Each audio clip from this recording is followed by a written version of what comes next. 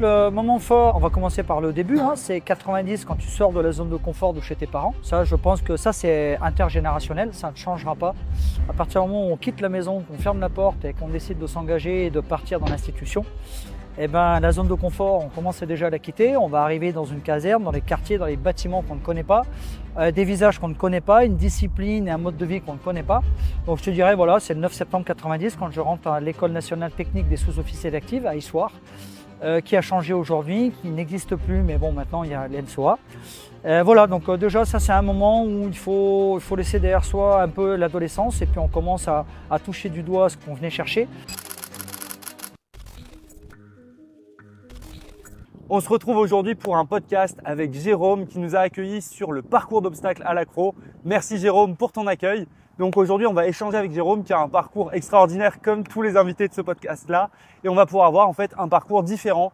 Et donc, reste bien jusqu'au bout, abonne-toi, mets un j'aime sur cette vidéo, un commentaire. Aujourd'hui, Jérôme, tu nous reçois dans ton parcours d'obstacles que tu as construit ici. On a déjà tourné une vidéo ce matin pour se tester un petit peu sur le parcours. Ça faisait longtemps que j'avais pas fait ça, c'était assez sympa à faire. Et aujourd'hui, on va pouvoir parler un petit peu de ta carrière. Donc, tu t'es engagé en 1990 en commençant par l'école de sous-officiers. Derrière, tu as enchaîné en 92, tu es rentré donc en régiment au 7e RHC, oui. 7e régiment d'hélicoptères de combat. C'est ça. Derrière, tu es parti donc à l'état-major de l'armée de terre et ensuite pour terminer au 2e REP où tu as terminé ta carrière en 2012. Et au cours de ta carrière de 22 ans, donc tu t'es engagé comme jeune sergent pour terminer adjudant-chef. Au cours de cette carrière-là, du coup, tu as pu faire différentes missions, dont 7 opérations extérieures. Donc par exemple en ex-Yougoslavie, Djibouti, Kosovo, Côte d'Ivoire, et tu as pu mener pas mal de choses assez incroyables. Et à côté de ça, tu aimes aussi rugby, différents sports et aussi évidemment tout ce qui va être méthode naturelle dont tu nous as parlé ce matin. Donc pour toi, pour commencer ça, est-ce que tu peux nous raconter un petit peu les moments forts de ta carrière et nous mettre directement dans cette belle carrière-là pour qu'on puisse commencer cette interview? Ouais. Bah en fait, le moment fort, on va commencer par le début, hein, c'est 90 quand tu sors de la zone de confort de chez tes parents. Ça, je pense que ça, c'est intergénérationnel, ça ne changera pas.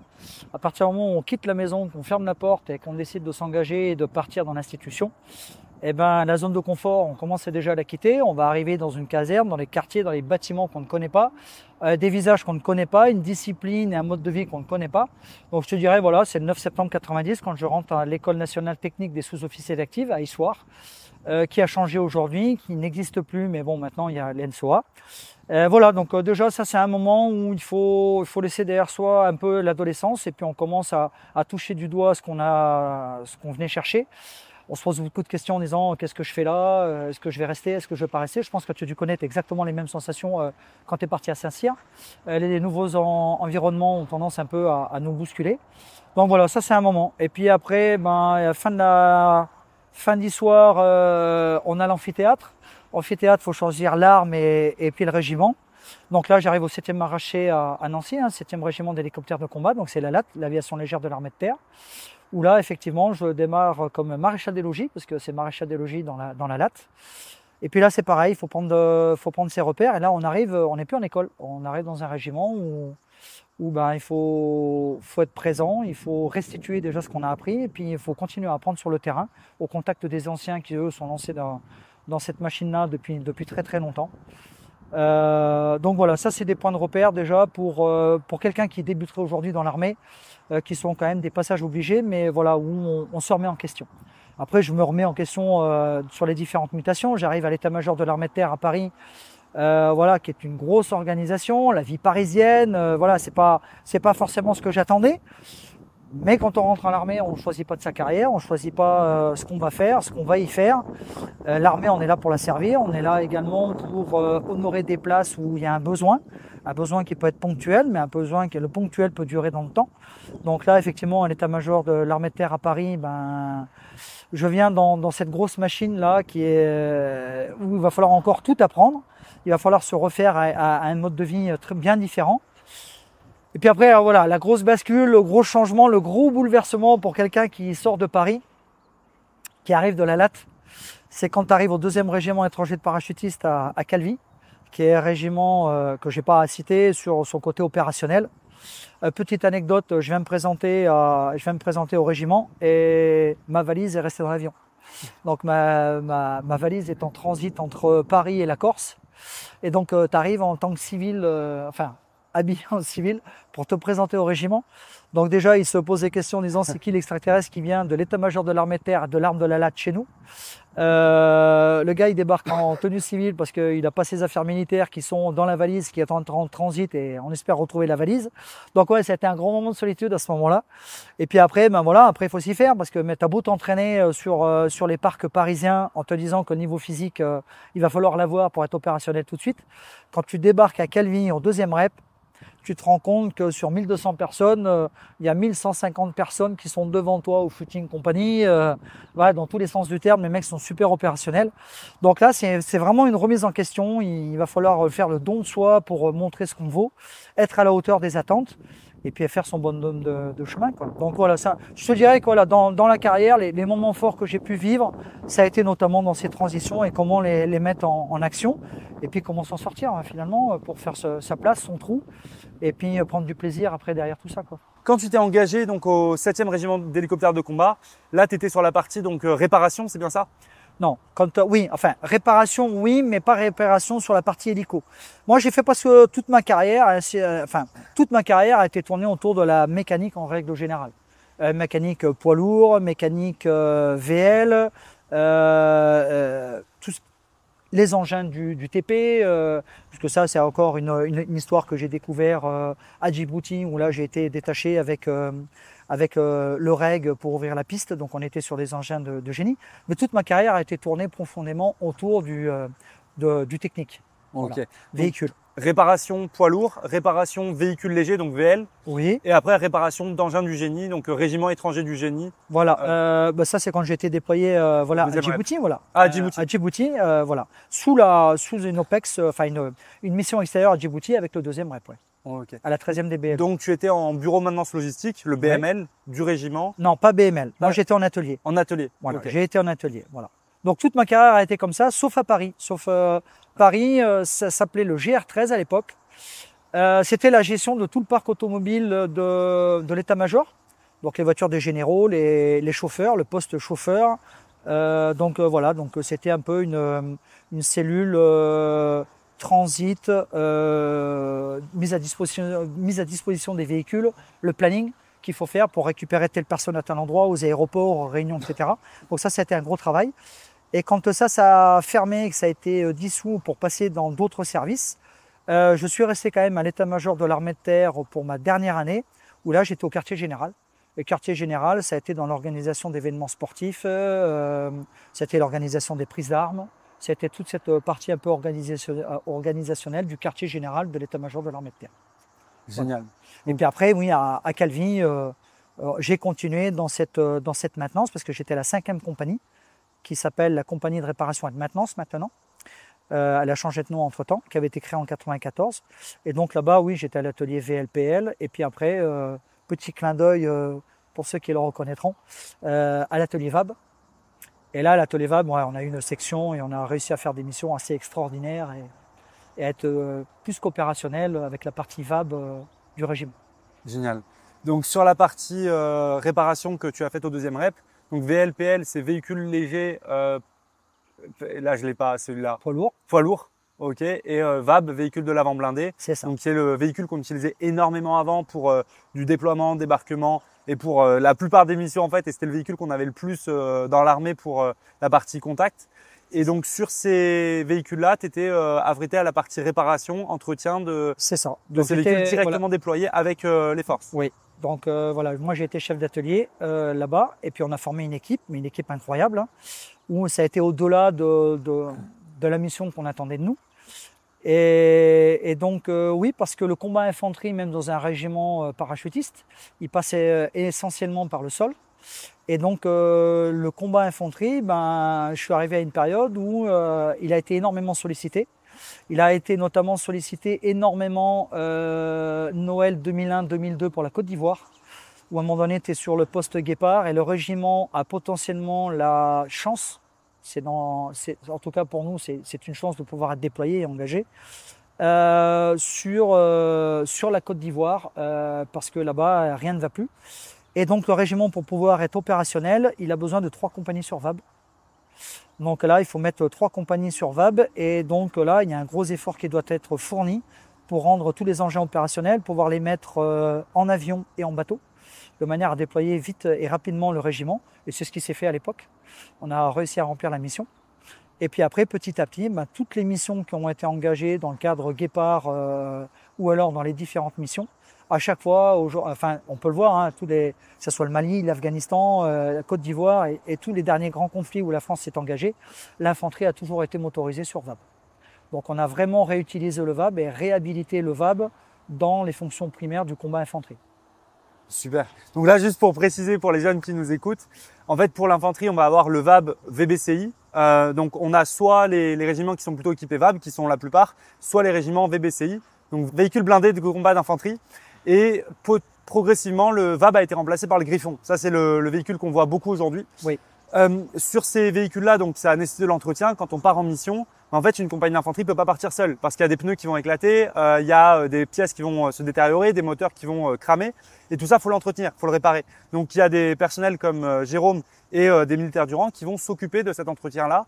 C'est des mécaniciens. Et ils partent directement en fait avec le convoi. Ils sont directement avec tout le monde dans les véhicules. Après, ils restent armés. Ils sont prêts à faire la guerre. Avant d'être mécanicien, on est fantassin. On retrouve notre rôle de fantassin, engagé au besoin, et après laisser les machines opérationnelles pour que la progression continue. Oui. Et donc sur ces missions-là, donc Jérôme partait avec tout le monde. Et quand là, Jérôme nous parle de son déploiement en Côte d'Ivoire avec 3 compagnies. Alors moi, je me suis pas déployé. Moi, t'as pas été déployé? Non. Ça c'est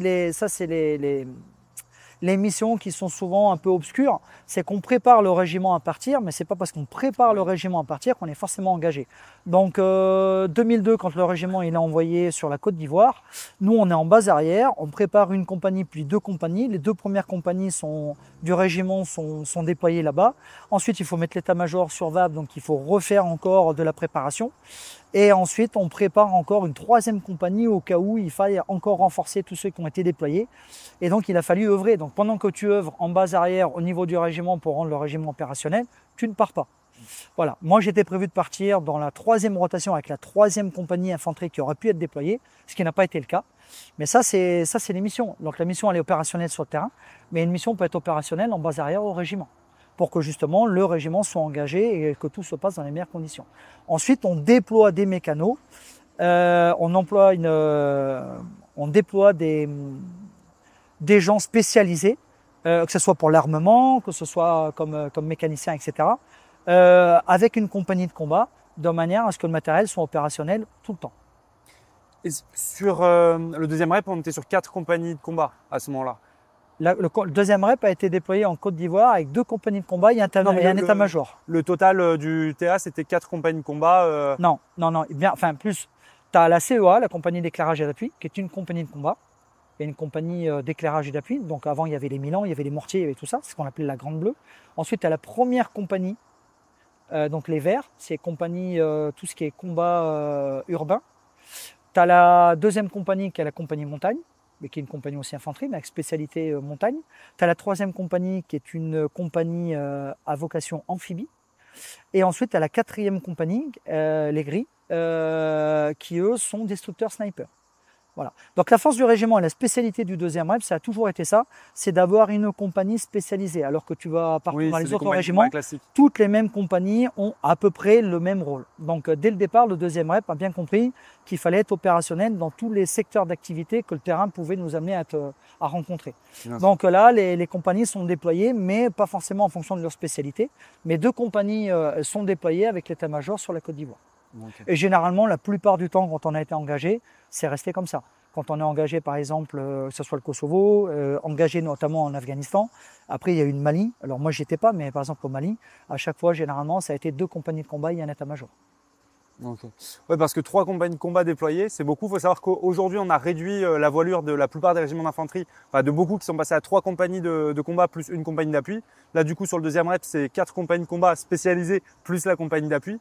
Donc, avoir 3 compagnies de combat déployées sur 4, ça fait beaucoup. Ouais, parce que tu as base arrière. Alors, si mes chiffres sont bons, mais ça peut. Tu regardes une base arrière, ne serait-ce que pour le service, c'est à peu près 60 personnes. Donc, il faut une rotation toutes les 24 heures. Donc, avec 120 bonhommes, tu fais 48 heures de service. avant que les premiers réenchaînent. Donc il faut faire vivre le régiment. Il reste encore les gens qui sont en mission ailleurs, il reste les gens à former. Et en plus, les compagnies, comme elles avaient été préétablies au départ, on travaillait ce qu'on appelait en tertiaire, c'est-à-dire qu'une section était déployée avec 3 VAB.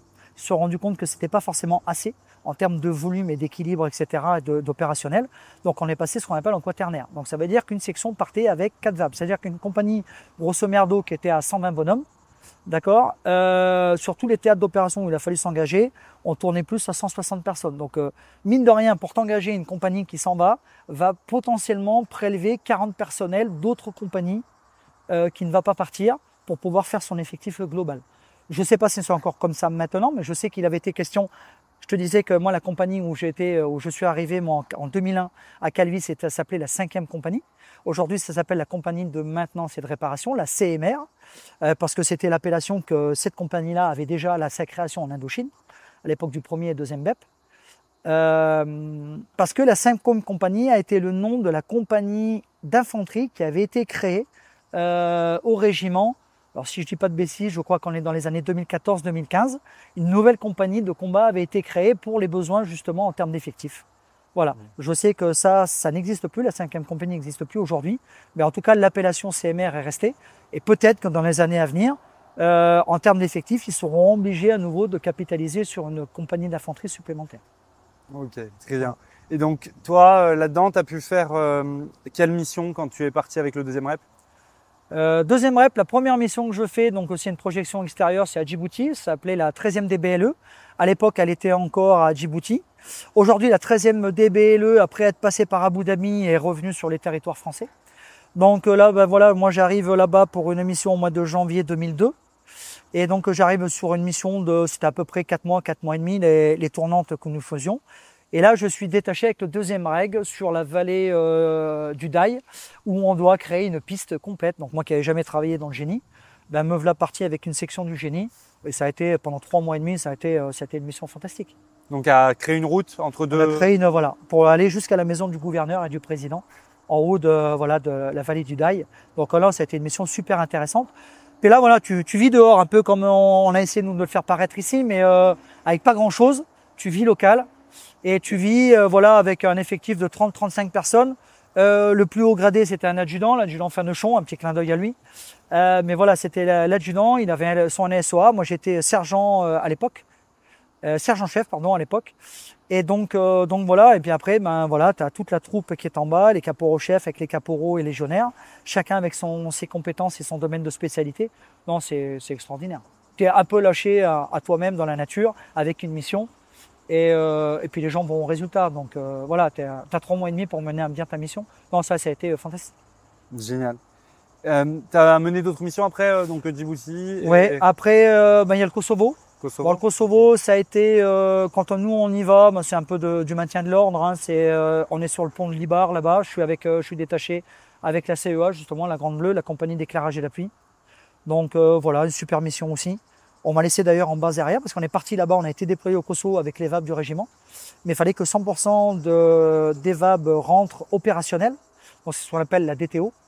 Il fallait que, en fait, tu as un parc de véhicules, mais que ce soit l'armement ou pas. Et on se dit toujours, pour qu'on soit opérationnel, il ne faut pas descendre sous 80% du matériel, par exemple, qui soit opérationnel. En dessous, ça peut être une période de crise si on a un alerte. Donc nous, il fallait que quand on rentre, 100% des VAB soient tournants et opérationnels pour que le REP puisse l'utiliser, parce qu'ils avaient une mission sur le Mont Saint-Michel à l'époque. Et donc je suis resté tout seul en base arrière avec le premier RI qui avait relevé le REP sur le Kosovo. Mais c'est pareil, fantastique mission. Pas forcément avec beaucoup d'engagement et beaucoup de côté opérationnel, mais en tout cas, voilà, encore une histoire d'homme, quoi. Génial. Donc là, juste à aborder un point qui est hyper intéressant pour ceux qui nous écoutent et nous regardent, c'est la DTO. Donc ça, c'est la disponibilité technique opérationnelle. Et en fait, il faut comprendre que quand on fait la guerre, le matériel il s'use, il tient pas, il y a plein de problèmes, surtout dans le désert, ça tient pas longtemps. Donc on a besoin de le remplacer, de le réparer. Parce qu'en fait, un fantassin, même du 2e rep, il a beau être hyper solide et tout, s'il a pas de véhicule, il fait rien. Il va pas commencer à aller faire la guerre à pied, tout ça. C'est pas possible. On est sur des distances qui sont énormes. On a besoin de transporter des vivres, de l'eau, tout ça. Et sans véhicule, on fait rien. Donc il faut assurer la disponibilité du matériel. Donc ça veut dire réparer, remplacer, peut-être renvoyer certains véhicules ou peut-être même utiliser des véhicules qui sont vraiment en trop mauvais état pour récupérer des pièces détachées et en réparer d'autres. Et on a cette notion-là qui est au cœur en fait de l'engagement. Et c'est une notion qu'on voit pas beaucoup en fait dans les armes de mêlée où on se rend pas forcément compte de ça et on le constate sur le terrain.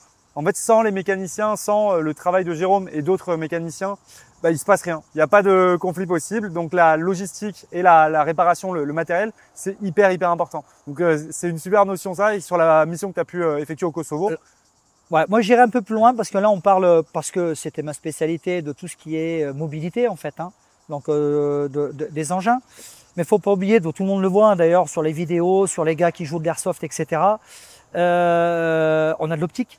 Donc que ça soit les jumelles, les lunettes, etc. L'optique s'use énormément. Donc si t'as pas quelqu'un qui est spécialisé en optique, eh ben un Milan tu vas pas pouvoir l'engager. Enfin voilà, la lunette pour un sniper va pas pouvoir être utilisée. Donc on a la partie optique, on va avoir la partie transmission qui est super importante. Donc c'est pareil, les éléments de transmission vont, qu'ils soient individuels ou collectifs, vont s'user. Les matériels qui sont embarqués dans les véhicules en niveau transmission vont s'user, ils doivent être opérationnels en permanence. Donc on a l'armement. L'armement, eh ben c'est pareil. L'armement, il doit être opérationnel au moment où on en a réellement besoin. Donc c'est pareil, l'armement, il doit être opérationnel tout le temps. Donc l'APC, c'est pareil, on va déployer des gens qui ont la spécialité de manière à pouvoir avoir du matériel disponible et opérationnel absolument tout le temps. Et plus on monte en gamme, parce qu'on parlait du canon César, etc. Moi, j'ai eu le canon César qui était avec nous sur l'Afghanistan. Bah, toute une équipe derrière qui est là. Tu as ceux qui vont la mettre en œuvre, mais tu as tous ceux derrière qui vont prendre en compte. Et un camion César, ben, c'est un peu tout ça. C'est un peu de transmission, c'est un peu d'optique, c'est un peu d'APC, donc d'armement. Tout ça, et de mobilité d'ailleurs, hein, parce qu'il est sur un véhicule qui doit aussi rouler. Un canon qui roule pas, c'est une pièce d'artillerie inerte. Hein. Donc tout ça, voilà, c'est encore un peu plus pointu dans le côté opérationnel pour que la mise en œuvre soit bonne. Parce que si tu as rendu ton canon César mobile, ouais, mais est-ce qu'il est capable de tirer? Ok. Mais pour tirer, est-ce qu'il est capable de recevoir des ordres par le biais de la radio? Est-ce qu'il est capable de prendre une bonne visée avec son optique? Donc là, on est sur un matériel, par exemple, où absolument toutes les disciplines doivent être opérationnelles. Quoi. Bon, ça, c'est petit clin d'œil, parce qu'il n'y a pas que la maintenance. Enfin, il y a la maintenance, mais il y a la mobilité, mais il y a tous les autres. Et le travail de l'ombre, il est absolument dans toutes les spécialités possibles. Et pour l'autre petite parenthèse, c'est un parachutiste, il saute, il est content que sa voile, elle s'ouvre, et qu'elle soit opérationnelle pour qu'il arrive à peu près intact au sol, suivant les sauts qu'on vient être amené à faire. Ben c'est pareil, on a des gens qui sont là pour amener à plier le parachute, à vérifier s'il sera encore opérationnel ou s'il est obligé d'être en réparation et à devoir le réparer aussi. Donc il y a pas un envers du décor dans le monde militaire déployé aujourd'hui qui ne demande pas de la maintenance et de l'entretien. Et plus les matériels sont techniques, complexes, plus il en faut. Plus il en faut et plus le degré de spécialisation il est important aussi. Donc là, ben, on doit remettre ses capacités en question absolument tout le temps. Tu le citais tout à l'heure, tu vois, le VBCI, moi je l'ai pas vu arriver, j'en ai entendu parler, j'ai découvert au 14 juillet à Paris. Tu m'as dit quoi, le Scorpion, c'est ça? Le Griffon. Le Griffon. Bon, le Griffon, c'est pareil, je l'ai vu un peu de loin. Le nouvel armement, moi j'ai quitté l'armée, c'était encore le FAMAS, mais après on est passé sur le Félin. Le Félin a été mis un peu de côté pour rebasculer sur un autre déploiement d'armement. Les parachutes ont également changé. Moi j'ai sauté du Transal, aujourd'hui on est sur la 400M. Donc le matériel ne cesse d'évoluer. Et donc du coup, ceux qui sont restés, qui ont vu cette transition-là, sont obligés de s'adapter au nouveau matériel qui est déployé. Et pour ça, il y a des formations. Il y a des formations. Qu'on va faire en école de spécialité. C'est exactement ça, ouais. Et puis après, il n'y a pas meilleur apprentissage que le terrain. Génial. Donc pour toi, le matériel, enfin la partie réparation, ça a été plaisant, c'est quelque chose. Ça a été plaisant parce que tu passes d'un endroit à un autre, tu sais pas ce que la journée va t'amener. Et puis la chance que moi j'ai connue au REP, c'est qu'effectivement tu es technicien, tu es en mobilité, mais tu es quand même dans un avion, tu es quand même en formation purement militaire. Moi en Afghanistan, j'ai été gunner trappe arrière pendant presque toute l'Afghanistan, même avec mes spécialités de technicien. Mais tu reprends ton rôle de fantassin. Donc t'es pas rangé dans une voie où tu vas rester sur cette voie-là tout le temps. Donc la force aujourd'hui d'un métier de militaire, il y a ceux qui décident de se poser dans un coin et de décider d'y rester parce que finalement cette zone de confort, ça leur va très très bien par rapport à leur vie familiale, par rapport à leurs objectifs, etc. Et puis après, voilà, tu as des gens qui ont la bougeotte, hein, qui ont envie de voir les choses changer en te disant je suis pas rentré à l'armée pour faire tout le temps la même chose. Donc il faut accepter le jeu des mutations. On a rarement le premier choix dans les mutations. On a souvent le deuxième, troisième choix, mais ça reste un choix. Mais c'est pas celui qui était le premier, mais tu l'as aussi. Et puis quand tu arrives dans un régiment, on en parlait tout à l'heure en off, mets ton or une place que le régiment a besoin. Donc tu viens d'abord servir, et puis si on a décidé que tu allais faire ce poste-là, ben à toi de relever le défi. Tu peux dire que sur ton CV, entre guillemets, t'as jamais fait ça et t'as jamais eu la spécialité et t'as jamais été formé à ça, c'est pas un problème. J'ai jamais fait autant d'écoles et de formations depuis que je suis rentré à l'armée. Donc aujourd'hui, le civil qui voudrait rentrer à l'armée en disant l'école c'est pas pour moi et je vais être tranquille pendant des années, ça c'est un truc qu'il faut vous enlever de la tête. L'important c'est d'avancer. Qui n'avance pas recule, d'accord? Donc l'enseignement il est permanent, il est quotidien, au contact des anciens, au contact d'une situation et après par les domaines de spécialité, quoi. Donc ça c'est la richesse. Il faut accepter cette richesse-là, d'être un peu balancé dans tous les sens et de découvrir un peu toutes les faces du terrain. Tu as soulevé plusieurs points intéressants sur la partie formation comme sur la partie mutation. Et c'est vrai que la partie formation à l'armée, ça j'en parle souvent, mais c'est un truc, moi ça m'a un peu traumatisé. En fait, j'ai quitté l'armée, au total j'ai un bac plus 6 en fait, parce qu'avec tout ce que j'ai fait, prépa, Saint-Cyr, plus l'école d'application, tout ça. Et ensuite, en fait, pour un officier, la moyenne de formation pour un général, c'est 11 ans. Donc 11 ans de formation, vraiment sur les bancs de l'école, tout ça. Pour un sous-officier, il y a aussi beaucoup de formations, mais pour les militaires du rang aussi. Un militaire du rang, il faut savoir qu'il va passer son CME, il va passer plein de formations. Et dans toute la partie réparation, il y en a des formations, c'est des formations longues. Donc ça, c'est très clairement un point à prendre en compte. Effectivement, il faut en être conscient avant de s'engager dans l'armée. Après, c'est des formations plus techniques. Si t'aimes pas les cours côté français, anglais, maths, tout ça, bon, les maths, on peut en avoir dans l'artillerie, transmission. Il peut y en avoir pas mal quand même. Et après, l'autre point que tu as soulevé, c'était côté mutation. Donc ça, pour les sous-officiers. Donc la première mutation, aujourd'hui, elle intervient à peu près à 8 ans. Et ensuite, c'est à peu près tous les 4 ans. Donc ça, c'est propre à chaque carrière, mais on va dire que c'est à peu près le rythme qu'on peut avoir. Toi, tu as connu du coup 2 mutations. Oui. Avec l'état-major de l'armée de terre qui t'a un petit peu moins plu. Puis le deuxième rep qui t'a beaucoup plus plu. C'est pas que ça m'a plu, c'est que c'était différent. Et finalement, quand on regarde mon parcours, alors pour ceux qui connaissent, hein, tu sors d'une école technique, donc le NTSOA d'Issoire. Je rentre dans la LAT, donc l'aviation légère de l'armée de terre. Là, c'était super enrichissant parce que voilà, moi j'ai pu y faire plein de choses parce que dès le départ, mais ça je remercie mes parents pour ça, mais et puis la famille autour de moi, chez qui j'ai été élevé, on a toujours eu l'habitude de lever le doigt là où les autres baissaient la tête. Donc quand tu arrives dans un régiment de la LAT et puis que t'as envie de vivre une vie de sergent, une vie de fantassin, d'aventure, etc. C'est pas forcément tout de suite ce que tu vas trouver. Mais à partir du moment où il y a plein de missions, il y a de la formation, il y a des stages, etc. À partir du moment où tu es là, tu es en ligne, tu as l'écoute et que tu lèves le doigt en disant je suis volontaire, t'y vas. Donc dans une arme comme ça, tu peux également y trouver beaucoup de plaisir, beaucoup d'engagement aussi. Après, je vais dans l'état-major de l'armée de terre. Donc là, tu as un pôle central qui est quand même plutôt structuré, mais qui est plutôt immense et j'ai jamais vu autant de généraux et d'officiers supérieurs de ma vie, quoi, réunis au même endroit. Mais il faut des gens qui dirigent aujourd'hui. Et après, tu bascules dans un régiment qui est hyper opérationnel. Donc, je peux pas dire je peux dire que le deuxième rep, ça a été l'expérience aujourd'hui qui m'a touché au plus profond. Il m'a fallu 7 ans de retour à la vie civile pour comprendre que j'étais plus militaire, parce que chez nous au rep, ça c'est comme ça, c'est parce que tu vis le régiment. Mais les autres régiments, les autres endroits par lesquels je suis passé ont été énormément instructifs. Ça te permet d'avoir une vue générale de comment l'armée française et notamment l'armée de terre fonctionne. Donc avoir du recul, avoir une vue d'ensemble, c'est toujours enrichissant, quoi. Génial, à fond carrément pour ça.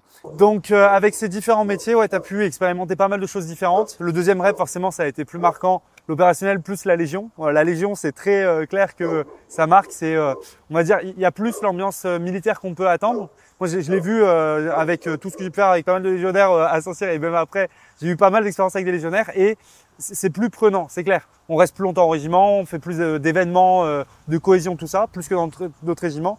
Et l'état-major, du coup, c'était un petit peu différent. C'était plus le côté donc administratif d'un côté, avec beaucoup de de personnes qui administrent à l'armée, les officiers supérieurs. Et après, c'était un milieu un peu différent, moins opérationnel, mais qui t'a aussi plu et qui t'a permis de découvrir autre chose. C'est un autre décor. Alors, c'est vrai que souvent, quand on vit les choses sur le moment auquel on les vit, c'est plutôt moyennasse par certains moments, etc. Mais je côtoyais des gens, moi, qui étaient très très bien. J'ai découvert un métier qui était très très bien. J'ai évolué dans des endroits qui me semblaient incroyables. Moi, j'avais mon bureau le matin à l'école militaire et je transférais rue Dominique. Enfin, je passais par l'arrière, mais c'est boulevard Saint-Germain, directement à l'état-major de l'armée de terre, en passant devant les Invalides tous les jours. Donc, tu es dans un endroit de Paris qui est assez extraordinaire. Tu véhicules là, finalement, tu lèves même plus les yeux parce que c'est devenu ton quotidien. Mais voilà, j'ai pu vivre dans des endroits chargés d'histoire aussi. Donc, et puis voilà, voir un peu comment c'est organisé, parce que la critique est toujours facile, mais ça c'est quand t'as pas les tenants et les aboutissants. Donc, le fait de voir l'envers du décor, après tu maîtrises un peu ta critique, tu maîtrises un peu plus tes propos, tu es un peu plus philosophique et tu peux comprendre et analyser un peu plus de situations. Donc c'est bien d'avoir un peu plus d'éléments d'ailleurs pour pouvoir critiquer ou en tout cas émettre une critique ou se faire une opinion, et c'est la chance que j'ai pu avoir, quoi. Donc là, quand je parle de critique, je parle un peu du monde des officiers. Et non, il n'y a aucun stéréotype entre officier et sous-officier. Chacun a un plan de carrière comme ça. Sur l'état-major, la partie un peu bureaucratique, plus les mauvaises dépenses, mauvaise gestion. Ouais, en fait, moi, t'es dans la latte, t'es jeune sergent, tu débarques dans un régiment là-bas et tu te rends compte des moyens, pas les moyens, l'organisationnel, etc. Et tu peux trouver des choses un peu incohérentes parfois, toi en homme de terrain. Pourquoi les décisions là, elles ont été prises ou pas. Et puis en fait, quand tu débarques à Paris et que tu vois comment c'est structuré et que tu vois le million d'informations qu'ils ont à devoir gérer, avec quoi ils doivent le gérer, comment ils doivent s'organiser entre eux. Donc tu es sur un modèle qui est stratosphérique en termes d'organisationnel et de pouvoir prise de décision et de gens autour de la table. Tu es dans une compagnie, tu as un commandant d'unité, tu as l'officier adjoint, tu as l'adjudant d'unité. Et à la limite, à une table à trois, ils ont décidé de faire à peu près ce qu'ils voulaient de la compagnie pour satisfaire le chef de corps. Tu vas à Paris, les tables, elles sont pas les mêmes. Avoir des tables de 20, 30, 40 personnes pour une décision, etc., c'est parce qu'il y a beaucoup plus d'enjeux. Et derrière, quand ça retombe, le système pyramidal, enfin bon, bref, excusez-moi pour tout ça, mais du coup, la retombée, elle est forcément différente. Donc, le fait de voir un peu comment est l'organisationnel, tu tempères un peu plus tes propos, et puis qu'après, quand t'es sur le terrain, tu vas venir digérer l'information différemment, et puis du coup, finalement, ça passe en second plan. Tu as une mission, des moyens, pourquoi on le fait, comment on le fait, etc. Non, c'est à toi de t'adapter à ces situations. Tu es moins regardant envers ça, tu papillonnes moins, tu as moins l'esprit à ça, et t'as un esprit beaucoup plus opérationnel. Tu as un peu plus de recul en fait. Sur ça, ouais, le système de l'armée, il est monstrueux. C'est le premier employeur, c'est gigantesque, il y a énormément de monde. Donc c'est clair que prendre une décision là-haut, pour qu'elle ait un impact tout en bas, ça prend du temps, il y a plein d'organismes différents. Ouais. Puis après, il faut parfois aussi traiter avec d'autres services extérieurs, par exemple avec le civil, avec des entreprises civiles, donc ça rajoute un petit peu des décideurs. Et c'est clair que c'est compliqué. Donc ça t'a permis, cette expérience-là t'a permis d'avoir une vision différente, globale, qui t'a beaucoup apporté. C'est exactement ça, ouais. Ok, super. Puis même aujourd'hui, de ma vie de tous les jours, aujourd'hui, je ne me permettrai pas d'aller juger. Souvent, on dit, voilà, la décision là-bas, c'est de la merde. Ok, t'as qu'à faire général. Demain, t'es pas contente de ton chef d'entreprise, sois chef d'entreprise. T'es pas content du maître d'école, deviens maître d'école et enseigne mieux que ce qui t'a été enseigné. Donc, il faut savoir soit prendre la place, ou alors se dire, je reste à ma place parce que j'ai décidé de ne pas passer au-dessus et de faire ce que je critique. Mais à ce moment-là, il faut être plus humble. Voilà, l'humilité. Je peux te dire que voilà, ça a été. Alors, il y a d'autres choses qui m'ont fait travailler l'humilité, mais ça en fait partie. Ce jeu des mutations et de l'interaction que tu peux avoir avec les différents chefs que tu peux rencontrer dans ta carrière, forcément, c'est beaucoup d'humilité. Je comprends carrément. Moi, j'ai ressenti vraiment une grosse frustration pour pas mal de raisons dans l'armée. J'ai vu sur certaines vidéos, tu arrivé à l'exprimer. Et voilà, moi, avec plus de recul, j'ai dit c'est dommage. Je me dis c'est dommage, mais je suis sûr, tu as 25 ans, tu digères encore les choses, mais c'est inévitable qu'avec du recul, tu auras une autre approche et tu comprendras les choses différemment. Je ne vais pas dire que tu vas les accepter, mais tu seras moins critique. Ouais, je le suis de moins en moins. J'ai vraiment une vision qui a beaucoup évolué. Forcément, ça fait 1 an que j'ai quitté l'armée. Le jour où j'ai quitté l'armée, j'avais un peu de rancœur. J'étais pas… Bon, voilà, c'est des choses qui prennent du temps. Et ma vision a beaucoup évolué. Mais après, on m'a souvent demandé, mais pourquoi, si tu veux faire changer les choses, tu veux pas finir général? J'ai dit, j'ai pas envie de consacrer ma vie à essayer de faire changer un système qui est énorme et que seul, en fait, on peut pas changer.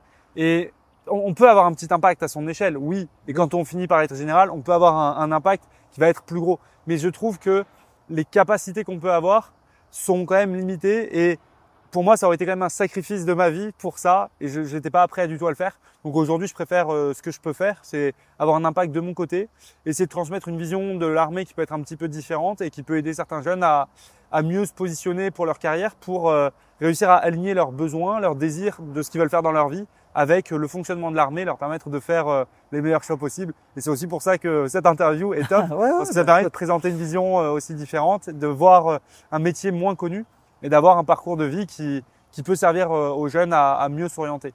Oui, la vie, elle est faite de stéréotypes. Donc, tant que tu es loin derrière ton écran ou que tu es loin avec du recul et que tu l'as pas vécu, tu peux toujours avoir un avis sur tout. Après, il faut s'en approcher, faut se questionner, faut rencontrer ces gens-là. Et puis après, peut-être parfois, dans certaines situations, franchir le pas, essayer.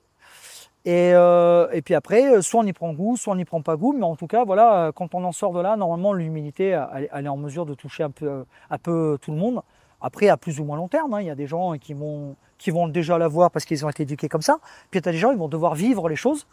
Et puis le fait de l'avoir vécu, d'avoir été un peu dans le dur, avec du recul, être un peu plus philosophe, analyser un peu plus la situation.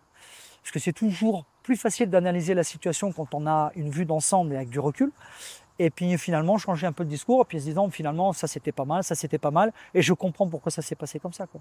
Mais ça c'est propre à l'armée, mais c'est propre dans une entreprise, c'est propre dans une vie de famille, c'est propre à tous les échelons qu'on pourrait rencontrer dans une association, dans un club de sport, peu importe. Complètement. C'est vrai qu'il faut avoir une vision, et petit à petit, complètement sur ça, je suis. Voilà. Et donc, pour revenir un petit peu sur ta carrière, sur ce que tu as pu faire, c'était quoi les choses dont tu es le plus fier et qui t'ont fait grandir? Ouais, je reviens, ça reste Calvi, l'accueil que le régiment a su me faire. Alors attention, il n'y a pas de fanfare, il n'y a pas de banderole, on t'accueille pas avec une grande cérémonie quand tu arrives. Au contraire, quand tu arrives par la petite porte et tu dois faire ta place, tu dois prouver qui tu es. Tu arrives dans un train qui roule à 300 km/h, tu le prends en marche et il faut savoir le prendre, il faut savoir trouver sa place, il faut savoir montrer quelles sont nos capacités, il faut savoir montrer quel est ton engagement. Et puis après, la confiance se met en place. Faut pas oublier que tu as des gens qui ont parcouru le monde, qui ont parcouru la planète pour arriver là. Il y a une multitude de nationalités, d'origines, de savoir-être, d'éducation. Et tout ça mélangé au même endroit fait qu'à un moment donné, chacun a une place, mais chacun dans sa place doit servir.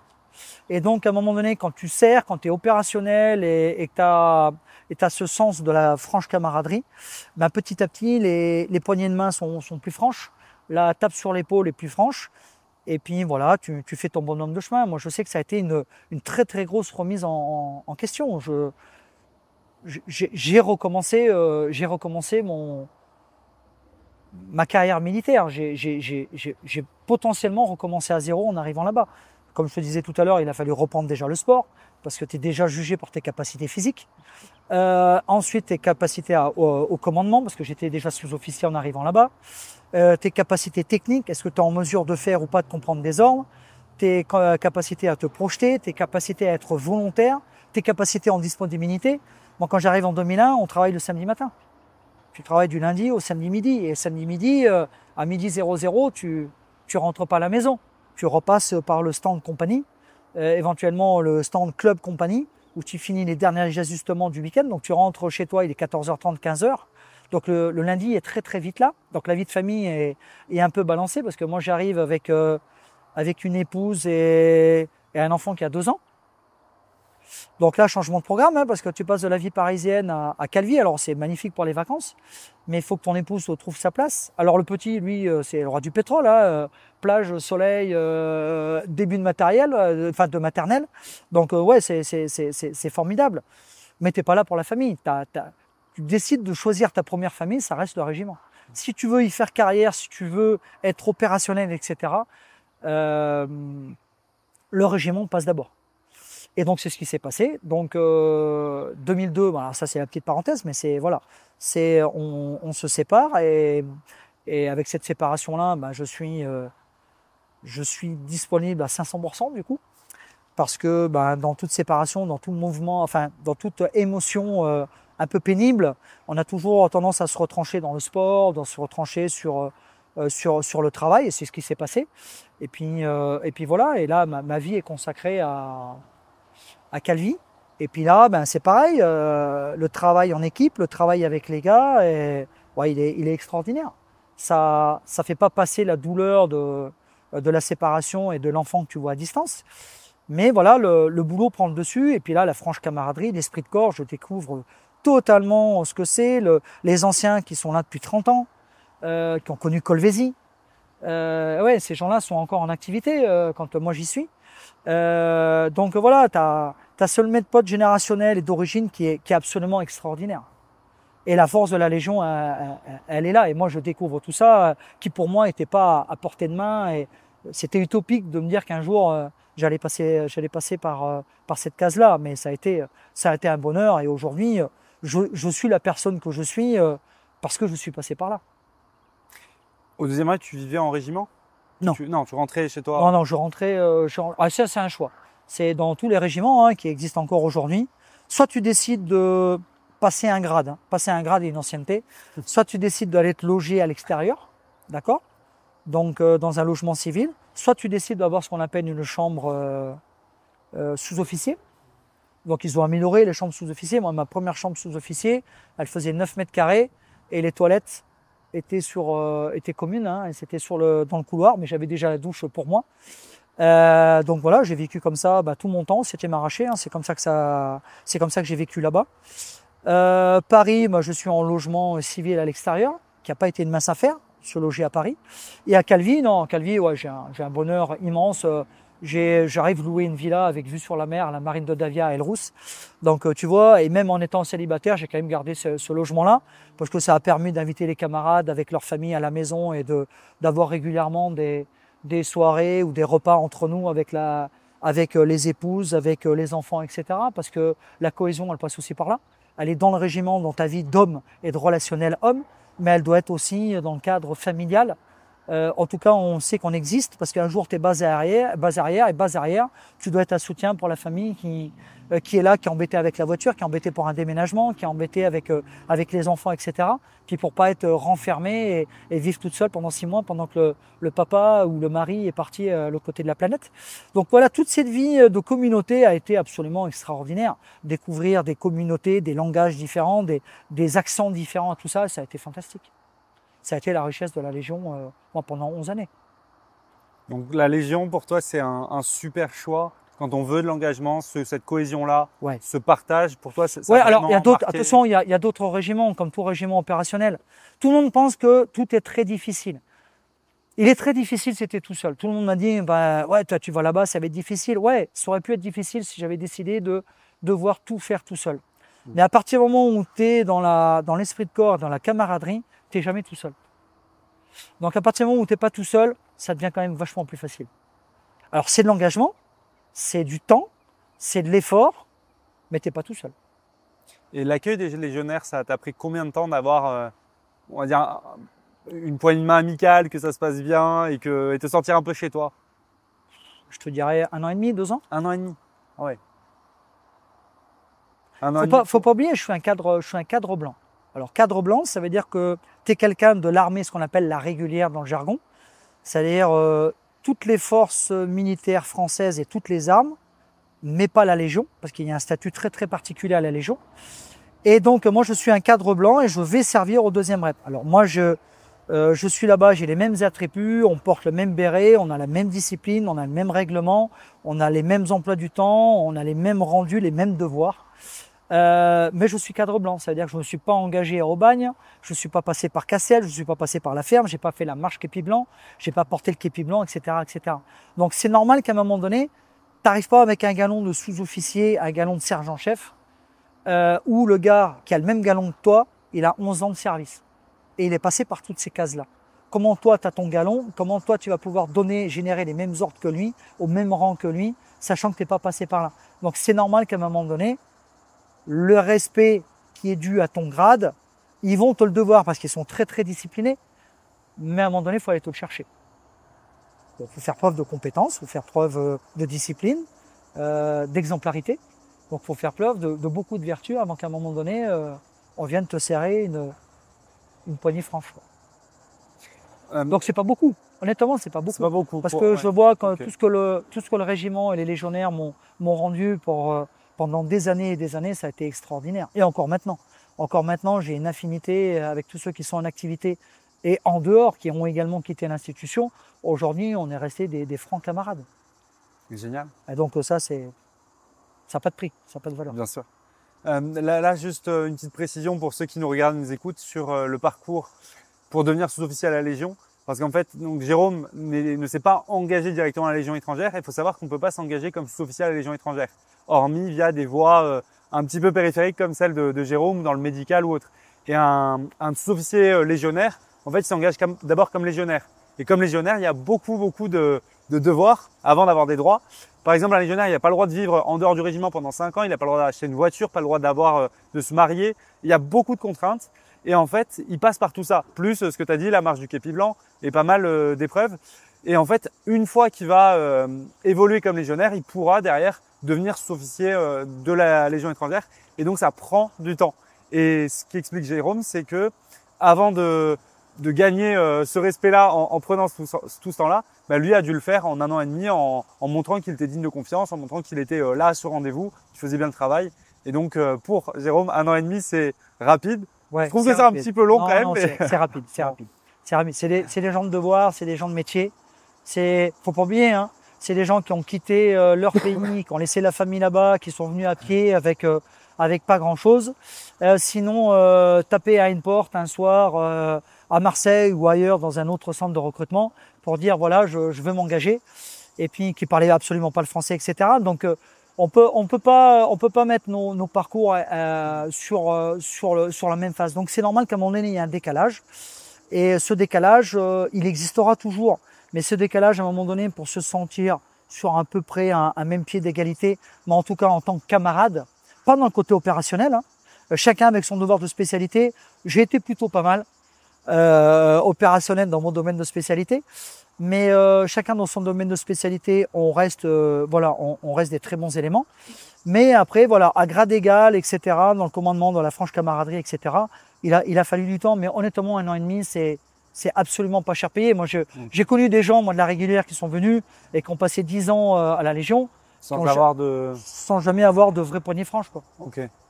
Parce qu'ils n'ont pas réussi justement à créer ce lien, à montrer. Peu importe les raisons, mais voilà, j'ai pu l'observer parce que par la manière d'être, ou l'investissement, ou qui ils étaient, ou tout simplement parfois par rapport au poste que tu occupes. De temps en temps, juste le poste que tu vas occuper fait que t'es pas forcément au premier contact, t'es pas en première ligne, t'as pas la même connexion aussi. Moi, la chance que j'ai eue, c'est qu'à un moment donné, j'ai pu encadrer tous les stages pilote VAB. Tout ce qui était combat VAB, etc. Donc c'est pareil. Donc là, tu traites plus qu'avec les sous-officiers, mais tu traites avec le commandant d'unité pour qu'ils soient opérationnels et avec toute la hiérarchie de la compagnie pour qu'ils aient le matériel qu'ils attendent. Tu traites également avec le légionnaire, le caporal et le sergent qui lui a besoin d'avoir des pilotes. Donc non, ça. Moi, j'ai pu toucher et avoir accès à toutes les strates en fait des galons. Mais de temps en temps, tu peux tomber sur un poste où tu ne vas avoir affaire qu'au commandant d'unité. Donc forcément, l'interaction, elle va être compliquée. Donc il y a tout un tas de raisons, mais on peut pas tout expliquer, c'est comme ça. La règle des 3C, ça je vous en fais cadeau. Règle des 3C, c'est comme ça. Et ça s'applique à n'importe quoi. Regardez autour de vous. Et on dira pas les 5C. Non. C'est bon. Non, il n'y a pas besoin. 5C, enfin les 3C, ça passe partout. Très bien. Et ça amène de la réflexion et pareil de l'humilité. Super. Juste pour revenir un petit peu sur ta vie de famille, c'est quand même un point important pour un militaire parce qu'en fait, on a sa première femme qui est l'armée, mais derrière, on a aussi une famille. On a aussi sa famille à la maison qui nous suit, qui va être soumis aux mêmes mutations. Donc, ça veut dire retrouver un travail, ça veut dire se refaire des amis sur le lieu, ce qui n'est pas évident pour toutes les femmes, tous les hommes et pour tous les enfants. Donc, toi, quand tu es arrivé à Calvi, ta femme est restée pendant 1 an avant que ça commence à être vraiment compliqué et que vous vous séparez, c'est ça? Bah déjà, nous, on arrive en juillet 2001. Donc, tu arrives au mois de juillet en Corse, sur Île-Rousse. Donc, la plage est là. Le petit, on peut l'amener à la plage, etc. Elle a son permis, etc. Donc, il n'y a aucun souci. Ensuite, il va faire son rentrée scolaire. Moi, au mois de janvier, je pars avec le régiment. Entre le mois d'août et le mois de décembre, tu arrives dans un nouveau régiment où je t'ai dit, il faut se remettre en question. Tu travailles le samedi. Donc là, tu pars le matin, tu es à la compagnie à 6h40, 6h45. Tu repasses par le club le soir, donc le temps que tu fasses connaissance, qu'on vienne te poser des questions, etc. Et que tu t'imprègnes absolument de tout. En plus de ta journée normale, tu rentres le soir les 19h30, 20h, 21h. Donc ça, c'est les 6 premiers mois. Entre-temps, arrive le mois de novembre. Novembre, décembre, la vie en Corse, elle est plus estivale. Donc ça commence à vivre au ralenti, les touristes ne sont plus là, une partie des commerces sont fermés, etc. Donc on commence à rentrer dans une vie un petit peu particulière. Hein. Et puis moi, au mois de janvier, je pars à Djibouti. Donc là, tu pars à Djibouti, tu pars pendant 4 mois et demi, 5 mois. Et quand tu reviens, tu es au mois de juin, et là, tu te sens que, voilà. Donc elle a fait quand même pas mal d'allers-retours avec sa famille pour retrouver sa famille ici sur le continent, d'ailleurs à Istres, là où on se trouve. Et elle passe quand même beaucoup de temps ici. Voilà. Après, je rentre donc de Djibouti. Pareil, j'arrive moi en période estivale. Période estivale, mais c'est pareil, ça rebouge, etc. Parce que tu refais le lien avec ton régiment, puisque tu as été absent de ton régiment quand même pendant 5 mois. Et puis à nouveau, c'est des horaires, etc. Et puis après, voilà, ça commence à être difficile.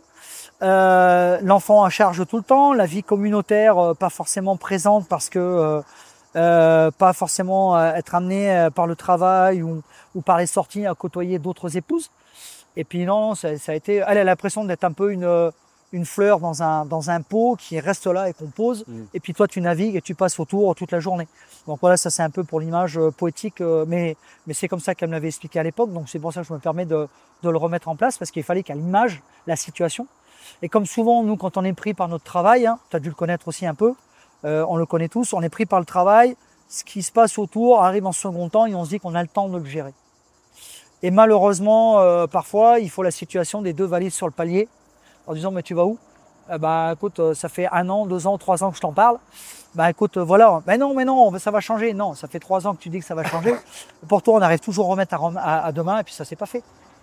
Voilà, donc là, on s'est séparés. Ouais, je fais le déménagement en plus le 25 décembre. Donc ouais, ça a été un peu difficile à le vivre parce que tu as l'impression de ne pas l'avoir vu. Et aujourd'hui, avec beaucoup de recul, c'était une évidence, quoi. Donc là, il n'y a pas de part de faute. Au départ, tu cherches toujours un coupable. Et finalement, il n'y a pas de coupable. Pour la petite anecdote, tu vois, on s'est séparés pendant une 15aine d'années et aujourd'hui, on est mariés. Ah, vous vous êtes remariés? Oui, voilà. Donc, excellent. Donc la vie est pleine de surprises. Donc pour ceux qui ont des doutes, hein, non, la vie, elle est faite de challenges. Ça arrive jamais, on n'a jamais les choses quand on les attend et quand on veut, surtout dans la société dans laquelle on est aujourd'hui. Il faut s'ouvrir des portes, pas fermer des portes, pas claquer une porte surtout. On a le droit de fermer une porte, mais pas de la claquer. Ça en dit long de la manière dont on part ou dont on quitte la chose, la situation. Et puis voilà, donc et aujourd'hui, je te dirais que pour revenir quand même le fond du métier de militaire, si on ne se sépare pas en 2002, je peux pas faire ma carrière que j'ai fait au REP. Parce que du coup, en étant célibataire, je me suis lancé pleinement là-dedans. En plus, avec la tristesse et tout ça, je me suis lancé d'autant plus là-dedans. Donc moi, j'ai fait des horaires pas possibles. Enfin, le régiment était toute ma vie. Donc j'ai pu y consacrer nettement plus de temps. Et si on n'avait pas été séparés, j'aurais pas fait la carrière que j'ai faite.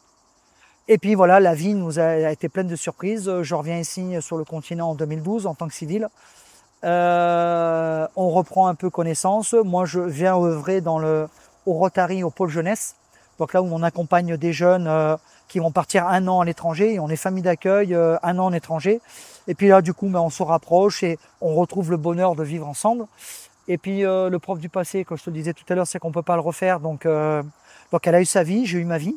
Et puis a fait que on était en phase 15 ans après. Et puis voilà, on est mariés. Quand même. On est mariés et puis aujourd'hui, voilà, c'est un vrai bonheur. Hein. C'est un vrai bonheur. Ce trou de 15 ans, on a l'impression qu'il n'a pas eu lieu. Génial. Voilà. Mais ça, juste, c'est quand même propre à la Légion de devoir faire ces horaires-là. Et niveau vie de famille, c'est vrai que la Légion, c'est plus compliqué que d'autres régiments. Maintenant, il faut être conscient en s'engageant dans l'armée que c'est toujours plus compliqué que dans le civil. Toujours. On n'aura jamais une carrière où on pourra toujours être à la maison tous les soirs, tout ça. C'est pas possible. On s'engage dans un métier quand même dans lequel il y a des contraintes, il y a des missions. On va partir, il peut y avoir des absences 3 mois dans l'année, 6 mois, 7 mois dans l'année, ça peut beaucoup varier. Mais la Légion, on va dire que c'est le summum. Donc ça, c'est quand même un choix de carrière à faire, c'est se dire qu'est-ce que je recherche, qu'est-ce qui est important pour moi, et aussi savoir un petit peu sur quoi s'orienter. J'ai eu des jeunes que j'ai pu accompagner pour les forces spéciales, et en arrivant dans le régiment, les mecs se sont rendus compte que en fait c'était pas pour eux niveau horaire, niveau contraintes, il y avait plus de formation que dans notre régiment. Et en fait, sur leurs classes, une fois la PMPFS faite, une fois les 3 mois sur les classes de spécialité, ils se sont rendus compte qu'en fait ça faisait trop et qu'ils n'allaient pas aimer cette carrière-là et qu'ils allaient se sentir trop loin de leur famille, qu'ils n'allaient pas pouvoir avoir ce qu'il leur faut. C'est ok de se tromper, après juste rebasculer, mais savoir dès le début un petit peu ce qu'on veut, ce qu'on recherche. On va dire que c'est quand même le mieux. Après, toi, tu as eu une carrière où tu t'étais pas engagé sur ça de base, tu as eu une possibilité, tu es parti sur un choix de carrière différent. Ça a eu un impact sur ta vie familiale. Tout à fait. Derrière, tu as rebondi sur autre chose, ça t'a permis de construire différemment. Et 15 ans derrière, c'est quand même une excellente bon, c'est comme fin. ça. Hein. Mais on dirait une fin d'histoire. faut savoir que à la Légion, c'est comme ça parce que faut pas oublier que les gens qui viennent s'engager à la Légion, ils ont que ça. Non, mais ils sont tout seuls. Ils débarquent pas en France pour s'engager à la Légion avec les enfants et avec l'épouse. Même s'ils ont une épouse et des enfants, ces gens-là restent au pays. Ils n'ont pas le droit de leur parler pendant les 4 Et pendant longtemps, mois. ils sont célibataires géographiques. Ça, on a tendance à l'oublier. Donc, eux qui vont vivre là avec cet esprit de corps, avec cette camaraderie où on vit ensemble 24 heures sur 24 tout le temps, créent une deuxième famille. C'est d'ailleurs pour ça qu'il y a la tradition du Noël Légion. Le 24 au soir, tu es avec ta famille. La famille Légion. Tu fais Noël à la Légion étrangère. Parce que tu pourrais, pour les quelques-uns qui ont ta famille à 3, 4, 5 kilomètres de là, dans le logement civil, tu pourrais rentrer et faire Noël. Mais il faut pas oublier que sur les 1200 personnes de ton régiment, tu as peut-être 900 personnes qui sont célibataires géographiques et qui vont passer Noël tout seuls. Et ça, c'est pas possible de concevoir que tes camarades passent Noël tout seuls. Donc cet esprit de corps et cette franche camaraderie vont faire que ta grande famille Légion va faire que le Noël va être passé tous ensemble. Voilà. Donc ça, on a tendance un peu à l'oublier. Pourquoi c'est si dur? C'est parce que la majorité des gens que tu encadres ou qui t'encadrent, en tout cas avec lesquels tu évolues et tu vis au quotidien, eux sont célibataires géographiques ou célibataires tout court. Ils ont vraiment laissé les parents, leur famille, loin derrière.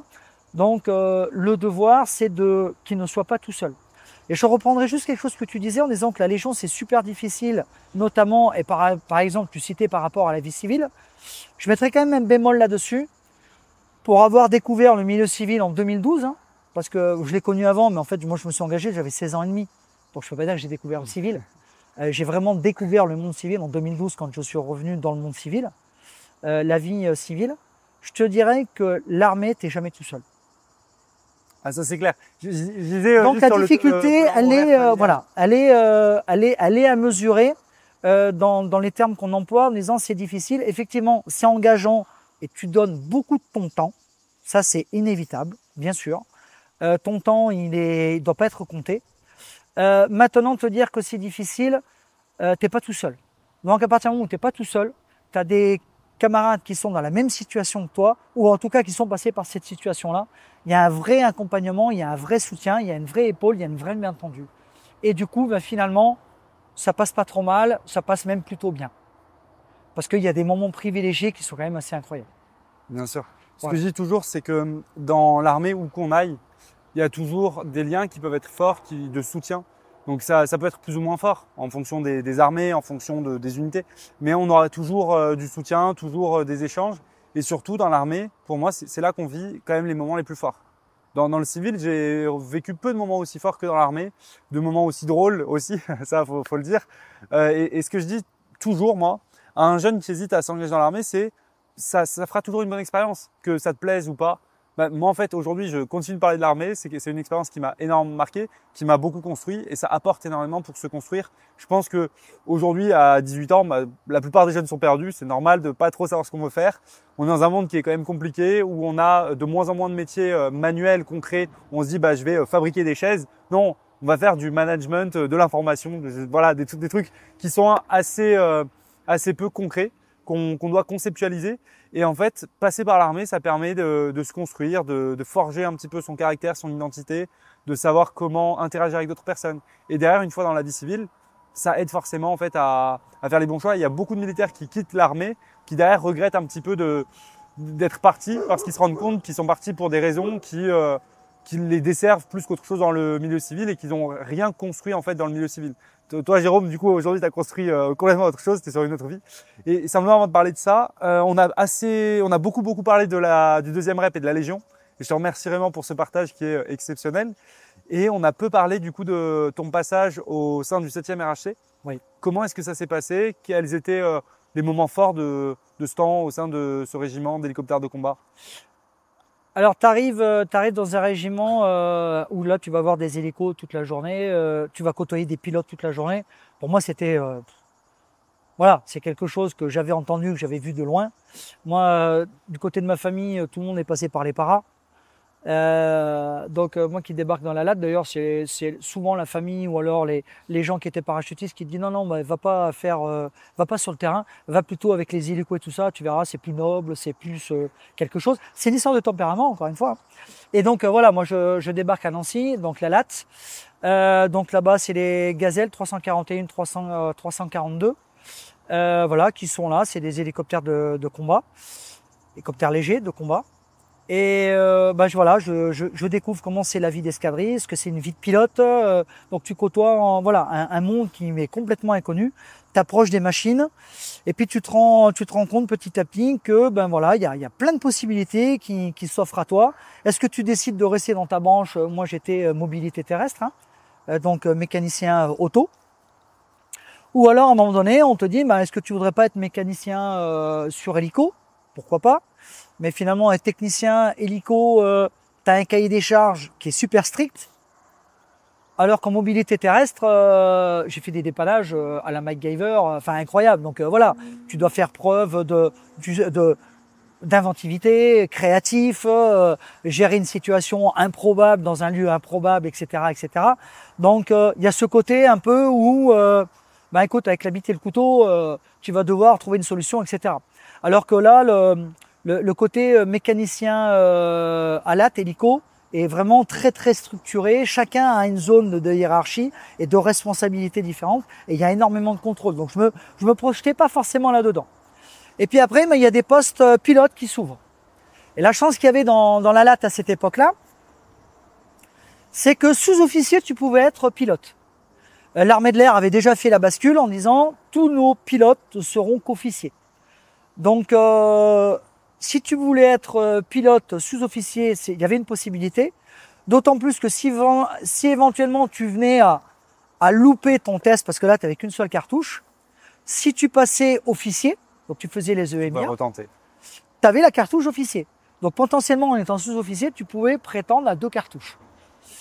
Donc j'ai tenté d'être pilote. Donc l'avantage aussi qu'on avait dans ces années-là, c'est que tu pouvais être détaché en escadrille, tu pouvais monter dans une machine et on pouvait commencer à te passer le manche de la machine pour te sensibiliser à tenir un manche en vol, etc., etc. Les modules de formation.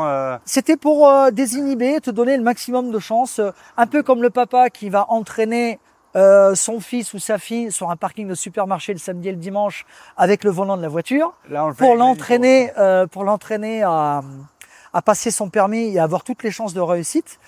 À l'époque, c'est un peu comme ça qu'on pouvait le faire avec les hélicos. Donc, tu as le pilote, d'accord, qui est là. Tu vas monter place de gauche en tant que chef de bord. C'est lui normalement qui a la responsabilité de la machine, hein, celui qui est à gauche et pas celui qui est à droite. Et puis arrivé en vol, il va mettre le frein magnétique, il va te passer le manche, etc. Et donc voilà, j'ai pu avoir quelques heures comme ça sur machine. Tu vois la structure d'une vie d'escadrille, une responsabilité de pilote, la préparation d'un plan de vol, le débriefing, etc. Donc j'ai pu avoir toutes ces connaissances-là. Et je pars sur les tests psychotechniques. Ça se passait à Vincennes à l'époque. Je ne sais pas si c'est toujours là-bas. Ouais, donc à la visite médicale, je passe la visite médicale, je passe les tests psychotechniques. Et là, voilà, tu as toute une batterie de tests pendant 2 jours ou 3 jours, c'est plus.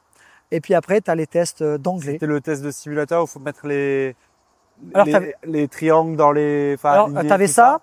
Tu as comme une bulle de... ce que je me souviens, tu as comme une bulle de machine où là, tu vas avoir des lumières qui vont s'allumer partout pour voir ta vision périphérique. Donc, qu'est-ce que tu as pas vu, qu'est-ce que tu as vu, combien tu en as vu, etc. Tu passes devant un psychiatre.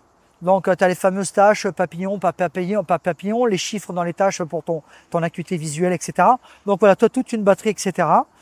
Et alors, je dis pas que c'est ça, parce que j'ai jamais eu mes résultats, parce que je sais que j'ai été recalé.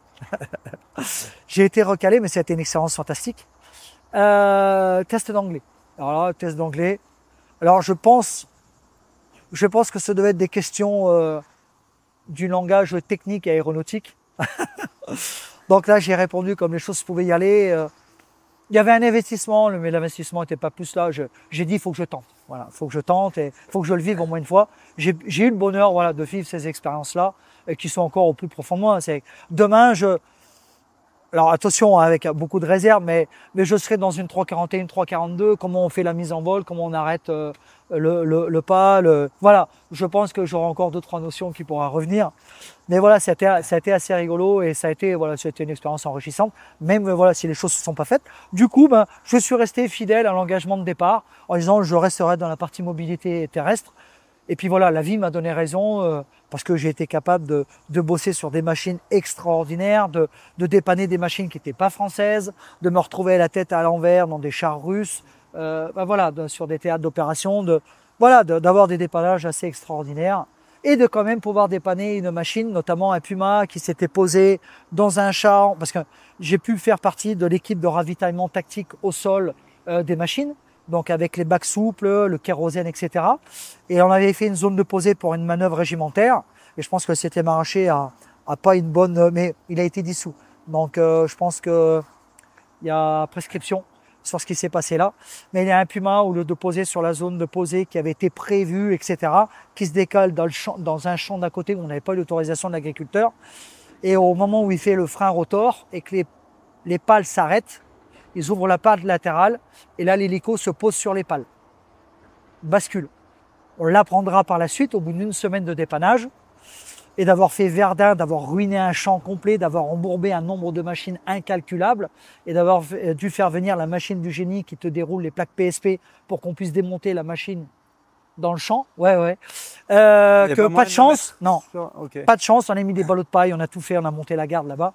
Mais parce que tout simplement, la zone de la posée, coup de pas de chance, la roue arrière, si je me souviens bien de l'histoire, s'était posée sur un terrier de renard. Donc avec le poids et toute l'eau qu'il y avait eu, on était dans l'est de la France, faut pas l'oublier, sur la mission. On était au mois de novembre, mois de décembre, je crois. Le poids a fait que ça a enterré. Je ne sais pas si on a tué les petits renards ou pas, s'il y avait du monde dans le terrier ou pas. Mais du coup, la roue arrière du Puma s'est complètement affaissée. Et du coup, le Puma était posé sur ses pales. Donc tu vois, même en étant technicien mobilité terrestre, on a quand même pu intervenir sur des machines aéronautiques. Ok. Voilà. D'autres souvenirs marquants du 7e RHC, d'autres... Non, je dirais, il y a eu ça, il y a eu les appelés du contingent à l'époque. Ouais. Alors que j'ai eu également sous responsabilité quand j'étais à Paris. Mais c'est vrai qu'avec le 7e RHC, j'ai pu faire de l'encadrement, j'ai pu faire les classes. Donc ça aussi, ça a été une grande richesse de voir des gens qui arrivent du milieu civil, qu'on a convoqués pour faire leur service national. Et je te dirais que le plus grand souvenir que j'ai avec le service national, ça a été de voir, et je me permets de les nommer comme ça, tous mes camarades de Nouvelle-Calédonie qui ont débarqué en France, en claquettes, Bermuda, débardeurs, à Paris. Voilà. Et qu'il a fallu aller chercher là-bas. Et qui ont des des proportions physiques assez imposantes. Et à un, tu vas donner l'intérieur de la doublure de veste de parka. À l'autre, tu vas lui donner la parka. À l'autre, tu vas lui donner un chandail, etc., etc. Ouais, ça a été extraordinaire. Et puis ensuite, les voir évoluer, les voir se faire être formés et évoluer pendant leurs 10 mois. Voir de temps en temps, je connais beaucoup qui ont signé des VSL, donc volontaires service long, donc qui est allé au-delà des 10 mois, voire 12 mois. Et je crois qu'à l'époque, on allait jusqu'à même 24 mois et qui arrivait parfois à finir maréchal de logis. Donc ça a été gratifiant d'avoir pu connaître cette période-là avec le 7e arraché. C'est clair que l'encadrement, c'est très marquant. Moi, Oui. c'est un truc qui m'a beaucoup marqué. J'ai encadré une FGE et un bout de ses films et j'ai pu du coup échanger avec pas mal de personnes. Et quand tu vois les personnes évoluer au sein de la FGE, tout ça, c'est hyper intéressant et, et ça marque. Et à chaque fois que j'ai quelqu'un sur un podcast, il me dit que un des trucs qui l'a le plus marqué, c'est la partie encadrement, pouvoir former des jeunes, tout ça. Et aujourd'hui, bah, c'est ce que tu fais principalement. Ouais. Enfin, on va dire des jeunes, des plus ou moins jeunes ici au POC. Donc, tu as fait 22 ans dans l'armée. Derrière, qu'est-ce qui t'a donné envie d'arrêter? Qu'est-ce qui a fait que tu es passé sur autre chose? Alors, j'ai pas eu d'envie. C'est le rôle de mutation. J'étais muté à la BFST, qui est à Pau, la Brigade des Forces Spéciales. Donc pareil, hein, dans le cadre de la mobilité technique. Donc je ne dis pas, hein, l'aventure aurait pu être fantastique. J'aurais rencontré des personnels opérationnels, j'aurais touché du matériel que tu dois tester en plus, qui est en avant-première, la région, le pays du rugby, etc. Moi, beaucoup de camarades dans le sud-ouest. Mais c'est pareil, voilà, moi j'ai mon fils Nathan qui est là avec sa maman, qui arrive faire les voyages à l'époque assez facilement Marseille-Calvi par l'avion. Et puis là, tu te dis, voilà, il avait 12 ans à l'époque. Et tu te dis, voilà, à 12 ans, comment je fais Istres-Pau? Et Istres-Pau, en avion ou en train, c'est indéfinissable encore aujourd'hui en termes de trajet, de pénibilité, etc. Donc je me dis, voilà, qu'est-ce que je fais? Écoute, merci Jérôme pour cette petite phrase de motivation. C'est ce que je dis tout le temps aux jeunes. C'est allez-y, lancez-vous. Et après, essayez de partir dans la meilleure direction possible en vous renseignant un maximum. Et dans tous les cas, bah, dans la vie, on apprend, on découvre des choses. Vous pourrez peut-être vous réorienter. Oui, dans l'armée, c'est pas évident de se réorienter. Mais dans tous les cas, il faut tenter. C'est une expérience qui vous apprendra beaucoup. Donc faites-le et vous verrez. Merci beaucoup Jérôme de nous avoir accueillis pour cette journée au Merci d'avoir POC. passé du temps ici avec nous. Merci pour votre confiance. Et puis aujourd'hui, voilà, à très très vite, hein, à très très bientôt. Il y a plein d'autres choses à venir essayer. Il y a plein d'autres petits reportages et plein d'autres partages à faire. Et puis nous, on sera heureux de vous accueillir avec énormément de plaisir ici. Et puis voilà, être communicatif au maximum. Bah, carrément, on reviendra certainement dans l'été avec des abonnés pour ça. Ok. Abonnez-vous, regardez toutes les vidéos, regardez ce que fait Jérôme. On se retrouve très vite pour de prochaines vidéos. Force!